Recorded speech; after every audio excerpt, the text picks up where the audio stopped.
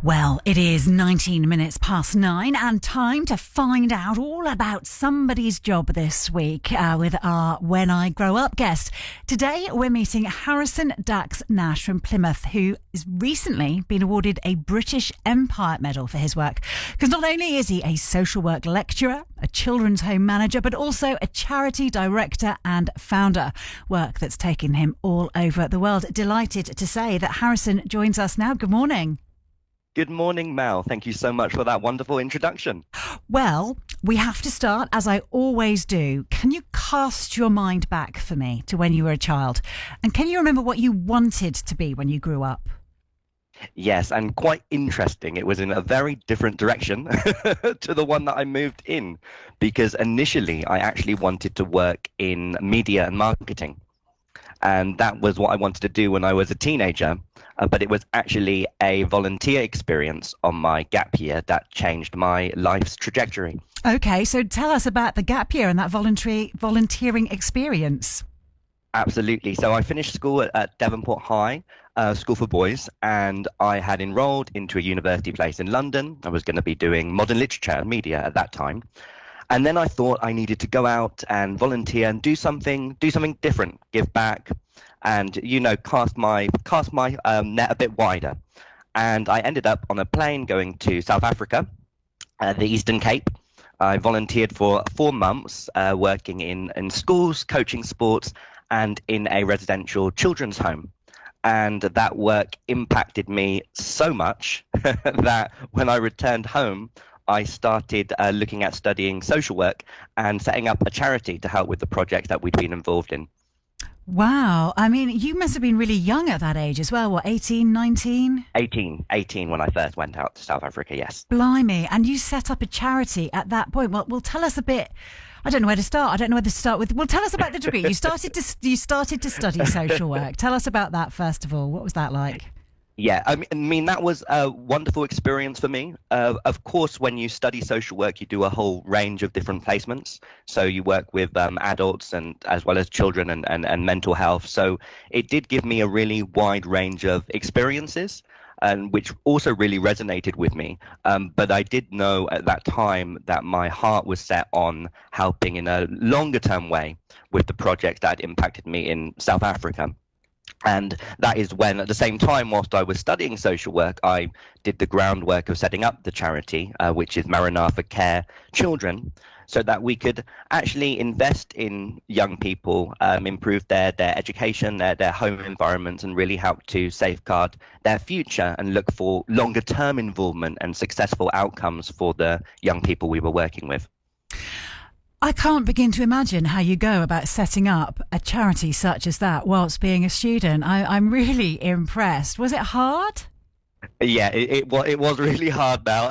When I think back on it now, even then I do say that Google is our friend because there was a lot of late nights researching and making sure we had everything in place as well. And I think my family and friends may have thought that this was a bit unusual when, during the second year of my studies, I suddenly invite them to a launch of a charity. But, we managed to pull it off, and that charity's now been running successfully for 17 years. And I'm really proud of the achievements of the young people that we've supported through our work.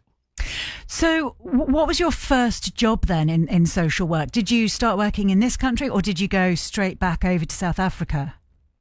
I actually went straight back over to South Africa. So when I graduated, I started the groundwork. I actually sold my car because needed to make sure I had some funds in place for the transition across.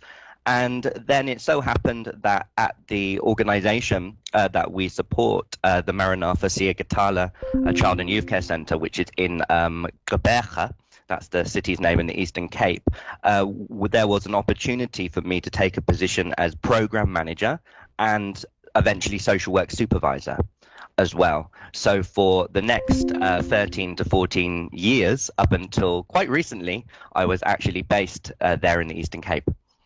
Wow, okay. And what was it like living over there and working over there? Do you know, I actually had the best time, Mel. I really loved the country, and I just loved the whole experience. I built up a really fantastic support network of friends out there who really got involved collectively in the work that we were doing. And I think the joy of seeing children grow into self-sufficient, successful adults through our interventions and work, and still being connected and in contact with those young adults now, really was something that is incredibly inspiring, and I think quite unique, because not always do you have a work role where you get that much job satisfaction from what you do. Must be challenging at times as well, though. 100%. Of course, as you can imagine, working in any social work environment and child protection concerns, you are working with children who have been survivors of abuse. And at times, you are hearing some horrific stories around what they've experienced, abandonment, children that have been on the streets and experienced things that they should never have experienced as children. And the impact of trauma can never be downplayed. It's really so important that we are all collectively trauma informed in this social care space. So of course at times it does pull on your heartstrings massively to see kids in such situations, but I think what kept me going was the ability to have hope. That no matter what case we were dealing with, we knew that if we gave the right targeted support and intervention, we could totally turn around that child's life. Oh, amazing. And you've recently had what you're describing as the opportunity of a lifetime. Tell us about that. Yes, thank you, Mel. So I was able to go and present at the World Child and Youth Care Conference at St. John's in Canada.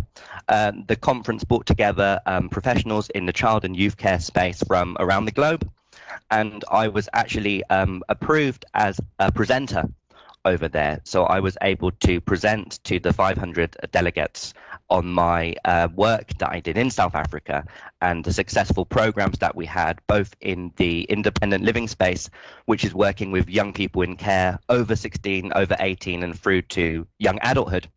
And also some of my experiences working in an environment of a different culture and some of the cultural processes that I could help our young people with. And it was such a fantastic, brilliant, life-changing experience being amongst peers who had really world-class expertise, and learning and taking it all in is an experience I'll never forget. Oh, congratulations. A real honour to have been asked. Thank you so much. You are back from South Africa now, back in Plymouth. Tell us what you're doing now.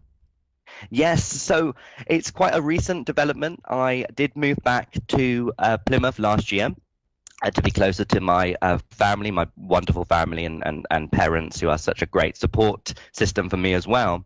And when I came back, an opportunity came through Plymouth City Council to be a registered manager for their new children's home.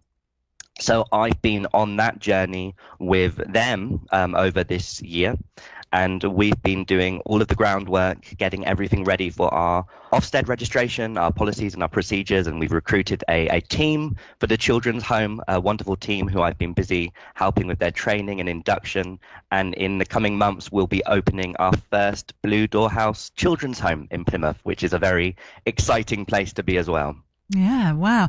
And not only that, but you're also an honorary lecturer at the University of Plymouth. How do you juggle it all? It's quite a lot to juggle, and that's also a wonderful role for me, being involved with the university where I learned as a student and now giving back as a lecturer, because I think it's so important that we do impact our knowledge onto the next generations of social work. I'm a real strong advocate for our social work profession, and I believe that as agents of change we can really make the most amazing difference. And sometimes we need to change the perception towards social work into something much more positive. But yes, it does take up a lot of my time. I don't have too much time for myself outside of it. But I think the joy and positivity I get from the work that I do is contagious for me. I always ask people these questions. Best bits and worst bits. Start with the worst bits. What are they, the worst bits of the job for you? I think it's definitely when you first get that case referral and you read the atrocious things that children have had to experience, often at the hands of their nearest and dearest. And I think the impact of that will always be something that carries a lot on any person. Yeah. And the best bits. Oh, the best bit. I'll give one quick example, Mel. We had one young person that we worked with from when she's 11 years old. She was on the streets and had a multitude of things that she had to survive and navigate. And now, going forward 15 years later, because that's when I first met her, she's now a chef working in a 5-star hotel with her own apartment. And she's sending me her wonderful updates on what's going on with her job and her life.